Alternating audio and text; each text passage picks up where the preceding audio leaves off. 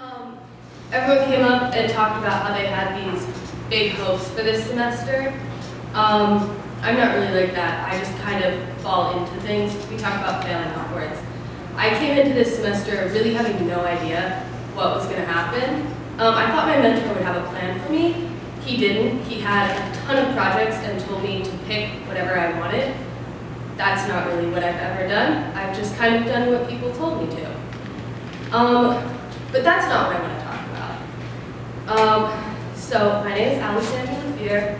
I went to the University of Vermont. I came here and I worked at the Center to Support Immigrant Organizing. I ended up working on a lot of projects, and one of those projects I taught an ESOL class and English as a second language class. So I want to ask you a question. Who here knows what the present continuous tense is? Exactly. Except for Katie. But I didn't know the present continuous tense. Now, I've studied other languages, so a lot of people, I've studied French. A lot of people thought, oh, this is great for you. You know how to teach English. I don't know how to teach English. Luckily, I knew I didn't, so I spent a lot of time researching what I taught before I went into the classes. A few weeks ago, as usual, I looked at what class material I was supposed to be teaching. I saw future tense. I thought to myself, I know how to make the future tense. I speak English, I know how to say I'm going to do something. I get to my whiteboard, I take my little Expo marker, I write everything out. I am going to, you are going to, he is going to, etc. I say, this is how you make the future tense. Are there any questions? It's very simple, you'll get the hang of it in no time. No questions. How do you feel about this? Finally, someone raises his hand. He says, this seems really long. Is there a better and easier way to make the future tense? I think to myself, oh, I will. I say, okay, I will. I should explain that. Now I realize I don't know the names of either of these tenses. I turn, I put myself in between the board, and I pull out my phone, and I Google English future tense names. What are the names of these two tenses? Now here's where I learned there's only one future tense in English. I am going to is not a tense, it's a phrase. I think, oh my God, what am I going to do? So I spent a very long second with my back turned. Guys, I'm thinking really hard about this. I'm finding the names of the tenses for you. Finally, I turn around. I think I can't do this to these people. I can't just make up a name and call this a tense. I go, guys, I'm so sorry. This actually isn't a tense, this is a phrase. I save it. I go, this is a very native English sounding phrase. You know how to use I'm going to. You throw in a I'm gonna. You say I'm gonna. You're gonna sound so native. Everyone is gonna know exactly what you're talking about. And pay attention. Pay attention to that. You're gonna. Hear how we cut out the A? You're.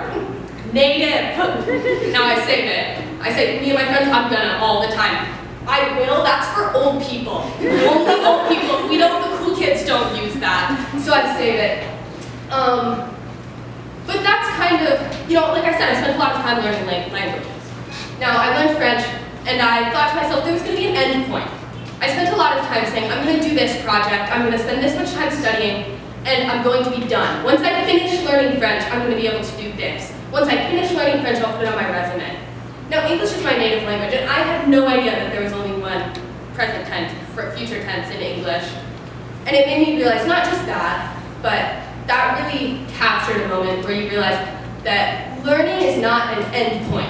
I had spent so much time thinking, learning is an end point. I'm going to finish learning something, and I'm going to move on to the next thing.